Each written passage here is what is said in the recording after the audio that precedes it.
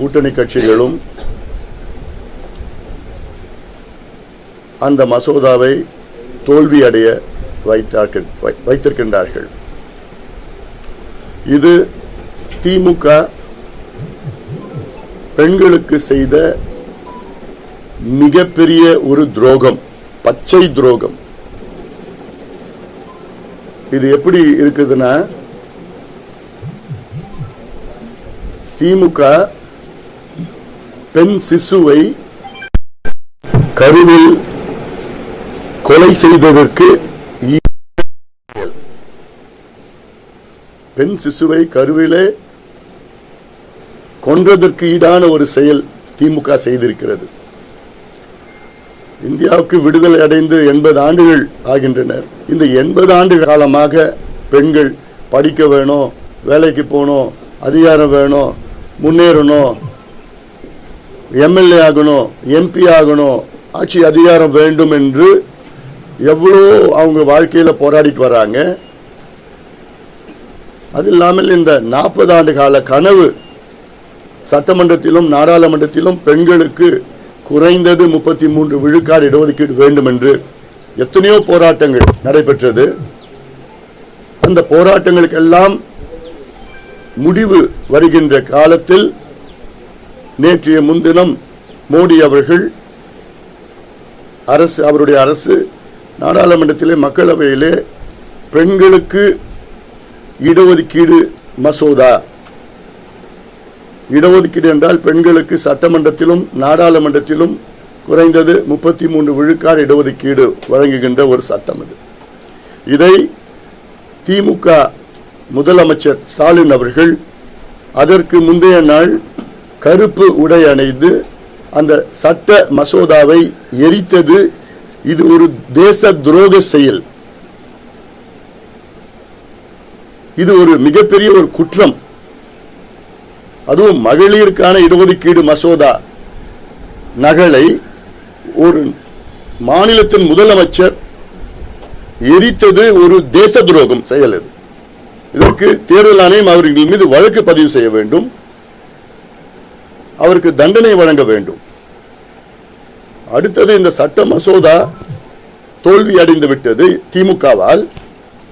அதன் பிறகு முதலமைச்சர் ஸ்டாலின் அவர்கள் பட்டாசு வெடித்து கொண்டாடுகின்றார் என்றால் அவருடைய மனநிலை பெண்கள் தெரிந்து கொள்ள வேண்டும். இது எவ்வளவு வன்மமான ஒரு மனநிலை. இது பெண் இடஒதுக்கீடு சட்டத்தை தடுத்தது மட்டுமல்ல, அதை கொண்டாடுகின்ற ஒரு முதலமைச்சரை நீங்க பார்த்திருக்கீங்களா? இந்த சட்டம் நிறைவேறியிருந்தால் தமிழ்நாட்டுக்கு இன்று 39 நாடாளுமன்ற உறுப்பினர்கள் இருக்கின்றார்கள். அது 59 நாடாளுமன்ற உறுப்பினராக உயரும். இந்த 39 நாடாளுமன்ற உறுப்பினர்கள் இன்றைய சூழலில், மக்களவை உறுப்பினர்கள் இன்றைய சூழலில் வெறும் 5 பேர் தான் பெண்கள். அவருடைய சகோதரி கனிமொழி உட்பட. இந்த சட்டம் நிறைவேறியிருந்தால் 59 நாடாளுமன்ற உறுப்பினர்களாக உயர்ந்திருக்கும். அதில் 20 பெண்கள் நாடாளுமன்றத்திற்கு தமிழ்நாட்டிலிருந்து வருகின்ற 2029 நாடாளுமன்ற தேர்தலில் செல்வார்கள்.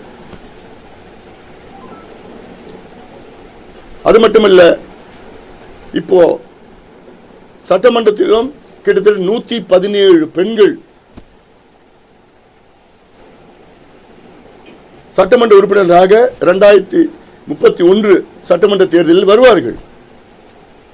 இது எவ்வளவு பெண்களுக்கு ஒரு அதிகாரம், ஆட்சி அதிகாரம். ஸ்டாலின் அவர்கள் தான் சொன்னார். அப்படி பிரதமர் அவர்கள் நாடாளுமன்றத்தில் உறுதி கொடுத்தால் இந்த சட்டத்தை நான் ஆதரிக்கிறேன் என்று சொன்ன ஸ்டாலின் அவர்கள், பிரதமர் அவர்களும் உள்துறை அமைச்சர்களும் சட்ட அமைச்சர் 3 பேருமே நாடாளுமன்றத்திற்கு உள்ள இந்த சட்ட திருத்தம், அரசியல் சாசன சட்ட திருத்தம் யாருக்கும் பாதிப்பு வராது, தமிழ்நாட்டுக்கு 50 விழுக்காடு இடங்கள் அதிகரிக்கப்படும் என்றால் உத்தரப்பிரதேசத்துக்கும் அதே 50 விழுக்காடு இடங்கள் அதிகரிக்கப்படும். பீகார், வட மாநிலத்தில் உள்ள உத்தரப்பிரதேஷ், பீகார், சத்தீஸ்கர், ஜார்க்கண்ட், பஞ்சாப், ஹரியானா, டெல்லி, இது போன்ற அத்துணை, உத்தரகாண்ட், இது போன்ற மத்திய பிரதேசிலிருந்து அத்துணை வட மாநிலங்களுக்கும் 50 விழுக்காடு தான் இடங்கள் அதிகரிக்கப்படும். தமிழ்நாட்டுக்கும் 50, வட மாநிலத்துக்கும் 50, தென் மாநிலங்களுக்கும் 50. இந்தியாவில் இருக்கின்ற 28 மாநிலங்களுக்கு 50 விழுக்காடு ஒரே சீரான முறையில் இடங்கள், சட்டமன்றம், நாடாளுமன்ற இடங்கள் அதிகரிக்கப்படும். அப்போ இதுல என்ன பிரச்சனை வருது? யாருக்கு பிரச்சனை இருக்கு? அப்போ உங்களுக்கு பெண்களுக்கு எதிரான ஒரு வன்மமான ஒரு எண்ணம் தானே உங்களுக்கு இருக்கு. இதை கெடுக்கணும்னு தமிழ்நாட்டில் உள்ள பெண்கள் இன்னைக்கு கொதித்து போயிருக்கின்றார்கள், கோபமாக இருக்கின்றார்கள். ஏன் ஸ்டாலின் அவருடைய தங்கச்சி மட்டும்தான் எம்பி ஆகணுமா? சாதாரண பெண்கள்லாம் எம்பி ஆகக்கூடாது, எம்எல்ஏ ஆகக்கூடாதா? அடக்கப்பட்ட, ஒடுக்கப்பட்ட, வஞ்சிக்கப்பட்ட பட்டியலின மக்கள்லாம் எம்பி ஆகக்கூடாதா, எம்எல்ஏ ஆகக்கூடாதா? எவ்வளோ பெரிய ஒரு துரோகம் பெண்களுக்கு செய்த திமுக அதன் கூட்டணி கட்சிகளை வருகின்ற சட்டமன்ற தேர்தலில் தமிழ்நாட்டில் உள்ள பெண்கள் இதை மறக்க கூடாது. ஒரு பக்கம் பெண்களுக்கு பாதுகாப்பு கிடையாது, பெண்களை நீங்க கொலை பண்ணிட்டு இருக்கீங்க, பெண் குழந்தைகளை கொலை செய்து கொண்டிருக்கின்றீர்கள். பாலியல் வன்கொடுமை, 2.5 வயசு பிஞ்சு குழந்தைய பாலியல் வன்கொடுமை செய்து கெடுத்து கொலை செய்கின்ற திமுக நிர்வாகி தமிழ்நாட்டில் 8 வயசு குழந்தை, பள்ளிக்கூடம் போற குழந்தைய அது வர வழியில பாலியல் பலாத்காரம் செய்து கெடுத்து அது போன்ற சம்பவங்கள் தமிழ்நாடு நடக்குது. பெண்களுக்கு பாதுகாப்பே இல்லை. ஸ்டாலின் அவர்கள் ஆட்சி 5 ஆண்டு கால ஆட்சியில் 62 குழந்தைகளுக்கு எதிரான குற்றங்கள் நடைபெற்றிருக்கிறது. இது தெரிஞ்சது, தெரியாதது எவ்வளவு லட்சக்கணக்கில் இருக்கும். 44,000 பெண்களுக்கு எதிரான குற்றங்கள் தமிழ்நாட்டில் நடந்திருக்கிறது. 44,000. அதுல 2100 கொலை, அதில் கிட்டத்தட்ட 900 பாலியல் வன்கொடுமை செய்து கொலை. ஒரு பக்கம் பெண்களுக்கு பாதுகாப்பு இல்லை, மற்றொரு பக்கம் பெண்கள் உரிமைகளுக்கு வந்த சட்டத்தை ஸ்டாலின் அவர்கள் கெடுத்தது மட்டுமல்ல, அது கொண்டாடுறார். இன்னும் தீபாவளி வந்துருச்சாமே, என்ன கொண்டாட்டம் முதலமைச்சர் அவர்களே? தமிழக மக்கள் எல்லாம் நாங்கள் வெட்கப்பட வேண்டும், இப்படி ஒரு முதலமைச்சர் நாங்கள் வச்சிருக்கிறோம். அந்த நகலை எரிக்கிறாரு, தோல்வி அடைந்தோன்னு கொண்டாடுறாரு. நிச்சயமாக மக்கள் பார்த்துட்டு தான் இருக்கிறாங்க, பெண்கள் பார்த்துட்டு தான் இருக்கிறாங்க. பெண் சிசுவை கருவிலே கொலை செய்திருக்கின்றார் ஸ்டாலின் அவர்கள். அதுக்கு ஈடான ஒரு செயலை செய்திருக்கின்றார் ஸ்டாலின் அவர்கள்.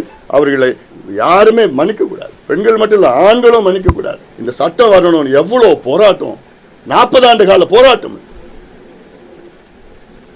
அவங்க என்னென்ன சொன்னாங்களோ அத்தனை கருத்தும் மத்திய அரசு ஏற்றுக்கொண்டிருக்கிறது. உடனே இதுல ஒண்ணு, அப்படி ஒண்ணு, இப்படி போனா இப்படி ஆகும், அப்படி போனா அன்னைக்கு யார் இருக்க போறா, யார் ஆட்சியில் இருக்க, யாருக்கு தெரிய போகுது? 10 ஆண்டுகளுக்கு பிறகு இப்படி ஆயிடும், 20 ஆண்டுகளுக்கு பிறகு இப்படி ஆயிடும். இதுல ஏதாவது கேள்வியில் இருக்கு. அடுத்தது இன்னொன்னு செய்தி ஒன்று இருக்கு, 2 செய்தி இருக்கு.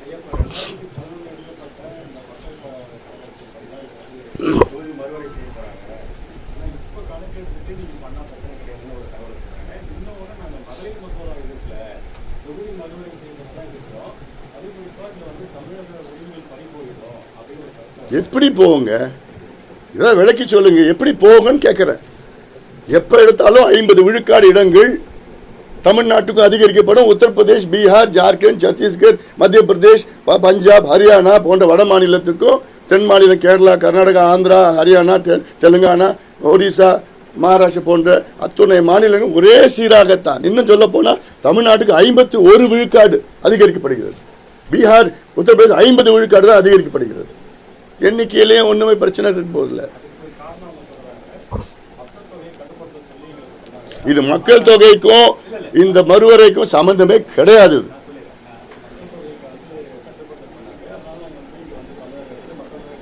பெண்கள் இடஒதுக்கீடு எப்படி கொண்டு வரணும், எந்தெந்த தொகுதியில் எவ்வளவு பெண்கள் அதிகமாக இருக்கிறார்கள், அந்த தொகுதியில் பெண்களுக்கு முதல் கட்டமாக அவர்களுக்கு சட்டமன்ற தொகுதியோ நாடாளுமன்ற தொகுதியோ ஒதுக்கீடு செய்கிறது தான் 2011 சென்சஸ் வைத்து செய்திருக்கிறார்கள். மற்றபடி 2011 சென்சஸ்க்கும் எண்ணிக்கைக்கும் சம்பந்தமே கிடையாது. 2011 சென்சஸ்க்கும் எந்த தொகுதி மகளிர் கொடுக்கலாம் அதுக்காகத்தான் 2011 சென்சஸ் வைத்திருக்கிறார்கள், தவிர எண்ணிக்கைக்கும் அதுக்கு சம்பந்தமே கிடையாது.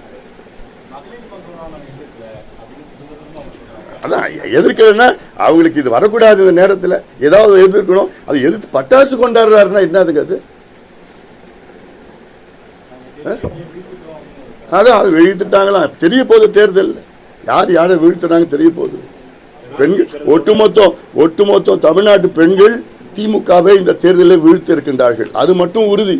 ஆனால் தமிழ்நாடு ஃபுல்லாக செய்திகள் வந்துட்டு இருக்கு. எப்படிங்க பண்ணுவாங்க? நாங்களும் எம்எல்ஏ ஆகணும், நாங்களும் எம்பி ஆகணும், நாங்களும் முன்னுக்கு வரணும், எங்களுக்கு ஆட்சி அதிகாரம் வரணும்.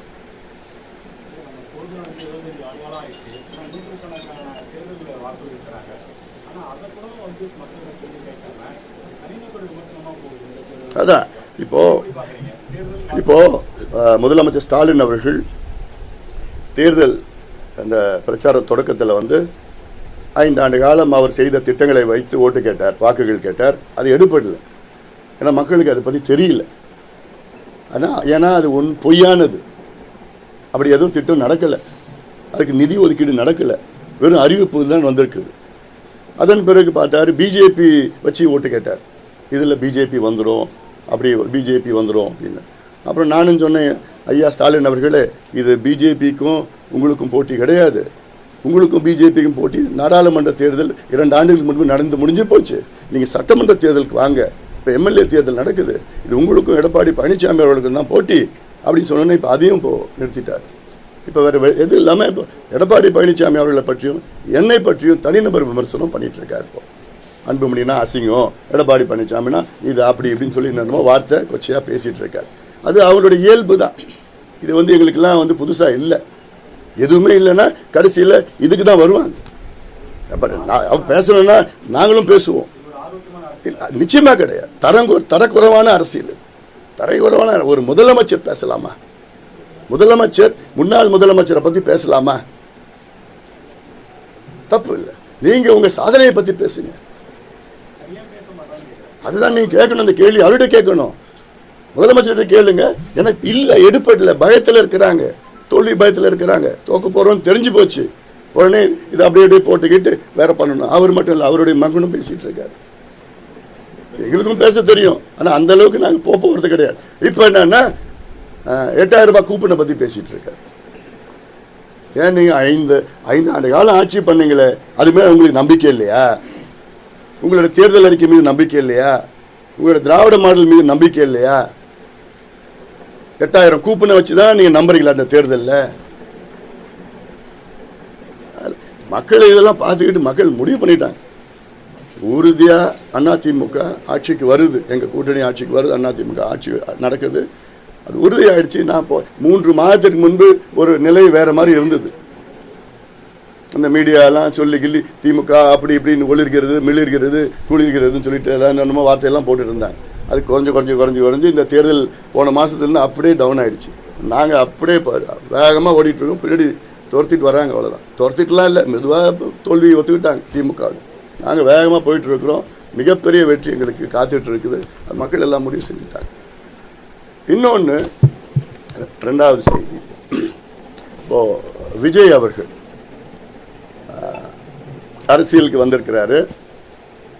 ஒரு குறுகிய காலம்தான்.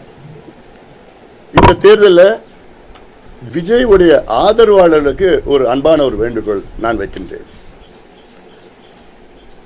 விஜயுடைய ஆதரவு, அதாவது விஜய் அவர்கள் அவர் கட்சியை தொடங்கின காரணமே திமுகவை எதிர்க்க வேண்டும், திமுக ஆட்சியை அகற்ற வேண்டும் என்று. விஜயகாந்த் அவர்களும் கட்சி தொடங்கின காரணம் திமுகவை அகற்ற வேண்டும், திமுக ஆட்சி அகற்ற வேண்டும் என்று. இப்போ பிரேமலதா அவர்கள் அவங்க கூட இப்போ எதிரி கூட போய் சேர்ந்துட்டாங்க. சேர்ந்துட்டு எங்களுக்கு தான் வேலை செய்கிறாங்க, அதிமுக கூட தான் வேலை செய்கிறாங்க. அங்கே இருந்தோம், அந்த கூட்டணியில் இருந்தோம். ஏன்னா அவங்க ஒருத்தரே போதும். தமிழ்நாட்டில் எங்கே பார்த்தாலும் கஞ்சா விற்கிறாங்க, எங்கே பார்த்தாலும் மது விற்கிறாங்க, எங்கே பார்த்தாலும் கள்ளசாராயம் விற்கிறாங்க, எங்கே பார்த்தாலும் பெண்களை பாலியல் வன்கொடுமை செய்கிறாங்க, எங்கே பார்த்தாலும் குழந்தைகளை கெடுத்து கொலை செய்கிறாங்கன்னு அவங்களே முதலமைச்சர் வச்சுக்கிட்டே பேசிகிட்டு இருக்கிறாங்க. அதுவும் கடைசியில் இவ்வளோதான் நடக்குது தமிழ்நாட்டில், இதெல்லாம் ஒரு குற்றமே இல்லைன்னு அதுவும் சொல்கிறாங்க. திருப்பரங்குன்றத்தில் நிச்சயமாக நாங்கள் தீபத்தை ஏற்றுவோன்னு சொல்கிறாங்க. அதனால் உறுதியாக எங்கள் வெற்றிக்கு அவங்க பாடுபட்டுறாங்க. அது வேற. விஜய் அவர்களோட நோக்கமே திமுகவை அகற்ற வேண்டும். எங்கள் நோக்கமும் திமுகவை அகற்ற வேண்டும். விஜய் அவர்கள் இந்த தேர்தலில் ஓரளவுக்கு வாக்குகள் பெறுவார், வெற்றி பெற முடியாது, வாக்குகள் பெறுவார். அதனால தான் நான் கேட்கிறேன், விஜய் உடைய ஆதரவாளருக்கு உங்களுடைய வாக்குகளை வீணாக்காதீர்கள், எங்களுக்கு வாக்களியுங்கள். அப்படி எங்களுக்கு வாக்களித்து உறுதியாக திமுக தோல்வி அடையும். உங்களுடைய நோக்கம் திமுக தோக்கணும், உங்களால் வெற்றி பெற முடியாது. வாக்குகள் பெறுவீர்கள், ஆனால் வெற்றி பெற முடியாது. அப்போ உங்கள் வாக்குகளை நீங்கள் வீணாக்காமல் அதிமுக தலைமையிலான கூட்டணிக்கு நீங்கள் வாக்களித்தால் உங்களுடைய நோக்கம் என்ன? திமுக அகற்றப்பட வேண்டும். அது நடக்கும். இது எனக்கு நடந்தது. 2016 மாற்றம் முன்னேற்றம் அன்புமணி கேம்பெயினிங்ல எவ்வளவு ஆதரவு எனக்கு இருந்தது. அன்றைய சூழலில் ஒரு பக்கம் ஜெயலலிதா மேயர், ஒரு பக்கம் கலைஞர். நானும் போட்டியிட்டேன். அன்புமணி நல்லா பேசுறாருப்பா, நல்லவன், அவ்வளோ திட்டங்கள் கொண்டு வந்துடுறாரு. ஒரு வருஷம் முழுக்க நான் மக்கள் பற்றி பண்ணேன். கடைசியில் என்ன நினச்சாங்க, அன்புமணியா அது வெற்றி பெற முடியறது கஷ்டம், ஓட்டு வாங்குவார், வெற்றி பெறது கஷ்டம், ஏன் என்னை ஓட்டு வீணாக்கணும்னு சொல்லிட்டு அதிமுக ஓட்டு போட்டாங்க. அப்போ அதே சூழல் தான் இன்னைக்கு இருக்கு. விஜயோடைய ரசிகர்களை பற்றி ஒன்றும் பண்ண முடியாது. ஏன்னா அவங்க விஜய் அவர்களுக்கு தான் ஓட்டு போட போறாங்க. நான் விஜயுடைய ஆதரவாளர்கள் சொல்றேன், உங்க நோக்கம் நிறைவேறணும்னா திமுக அகற்றப்பட வேண்டும், திமுக ஆட்சி அகற்ற வேண்டும் என்று உங்களுடைய நோக்கம், உங்களுடைய தலைவர் நோக்கம் நிறைவேற்றப்பட வேண்டும் என்றால் உங்கள் வாக்குகளை வீணாக்காதீங்க. உங்கள் வாக்குகளை அதிமுக கூட்டணிக்கு போடுங்கள். அதன் மூலமாக உறுதியாக திமுக ஆட்சி அகற்றப்படும், உங்களுடைய நோக்கம் வெற்றி பெறும்.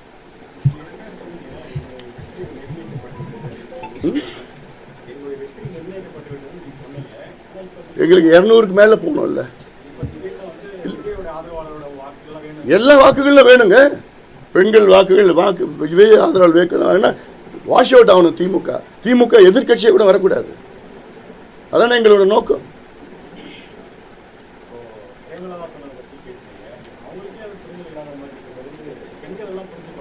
எல்லாம் புரிஞ்சுக்கிட்டாங்க, அவங்க மட்டும்தான் புரிஞ்சுக்கல, மற்ற எல்லாமே புரிஞ்சுக்கிட்டாங்க. எல்லாத்தையும் கிராமத்தில் பேச ஆரம்பிச்சிட்டாங்க. என்ன பேசுறாங்க சொல்லி கிராமத்தில் வரைக்கும் பேசிட்டாங்க. முதல்ல என்னன்னா, விஜயகாந்த் அவருடைய ஆத்மா மன்னிக்காது. ஏன்னா அவர் கடுமையாக எதிர்த்தது, கடைசி மூச்சு வரைக்கும் திமுக எதிர்த்து தான் அவர் இறந்தார். ஆனால் அப்படிப்பட்டதில் அந்த யார் அவருடைய எதிரியோ அவங்க எதிரிகிட்ட போய் சேர்றது அதெல்லாம் நியாயம் இல்லாதது. அது அவங்க கட்சிகளுக்கே தெரியுது, பொதுமக்களுக்கும் தெரியும்.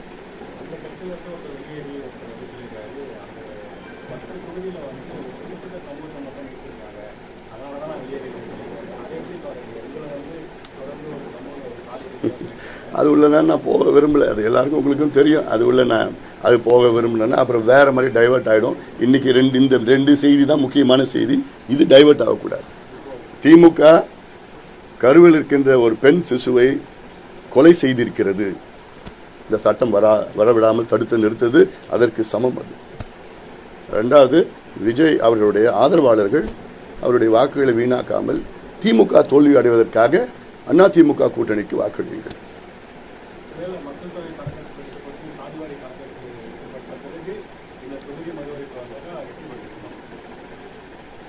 இல்லை, இப்போ சாதிவாரி கணக்கெடுப்புக்கும் இதுக்கும் என்ன சம்பந்தம் இருக்கு? இப்போ இது பெண்களுக்கு இடஒதுக்கீடு, இது ஓபிசி அந்த மாதிரி பிரச்சனைலாம் வரல. இல்லை, பெண்களுக்கு ஆண் பெண் இதில் எல்லா சென்சஸ்லையும் வந்துட்டு இருக்கு. போன சென்சஸ்லையும் இருக்கு. இந்த சென்சஸில் திடீர்னு 2011 எத்தனை ஆண்கள் எத்தனை பெண்கள் தெரியுது நமக்கு. அதில் பெருசாக ஒரு மாற்றம் வரப்போகிறது கிடையாது. இந்த 15 வருஷத்தில் ஐயோ பெண்கள் 10% கூட்டிட்டாங்க, இல்லை குறைஞ்சிச்சுன்னா அவெல்லாம் வரப்போகிறது இல்லை. அதனால இது பண்ணிடலாம். ஏன்னா அடுத்த 2029 மக்களவை தேர்தலில் வந்ததுன்னா நல்லது தானே, தமிழ்நாடுக்கு நல்லது தானே. இப்போ ஒரு 5 பெண்கள் தானே இருக்கிறாங்க, 20 பெண்கள் இடஒதுக்கீட்டில் பொது தொகுதியில் போட்டிடலாம். அவங்க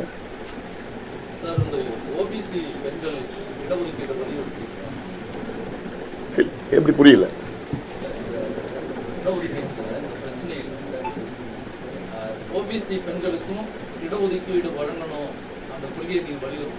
இல்ல, தமிழ்நாட்டுக்கு அந்த பிரச்சனை வரல. இங்க தமிழ்நாட்டுக்கு வரல. பட்டியலினத்துக்கு அதுல அது பட்டியலினத்துக்கு வருது, அதுக்குள்ளே வருது. அதுல பட்டியலினத்துக்கு வருது. அதுல எங்களுடைய கொள்கையும் அதுதான். பட் இதனால ஒரு மிகப்பெரிய ஒரு சட்டம் வராம இருக்கக்கூடாது. இல்லை,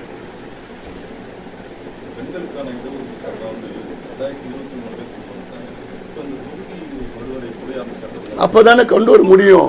அப்போ இது ஏற்றுக்கிட்டாங்கன்னா 2011 சென்சஸ்ன்னு சொல்லிட்டு அதை ஏற்று பண்ணாதானே எத்தனை பெண்கள் எங்கெங்கே இருக்காங்க, எந்தெந்த தொகுதிகள் ஒதுக்கீடு செய்யலாம், மறுவரை செய்யலாம்னு சொல்லிட்டு அப்படி தானே கொண்டு வர முடியும். அதில் அதை பேஸ் பண்ணி தானே பண்ண முடியும்.